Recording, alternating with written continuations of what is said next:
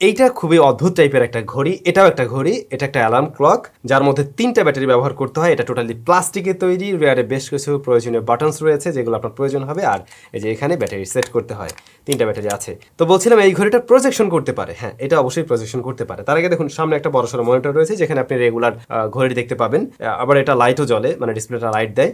আর উপরে একটা অদ্ভুত শেপের একটা কিছু রয়েছে যেটা আবার ঘুরে প্রজেক্টরের সামনের মতো কিছুটা, বিষয়টা কি ওরকম মোটামুটি।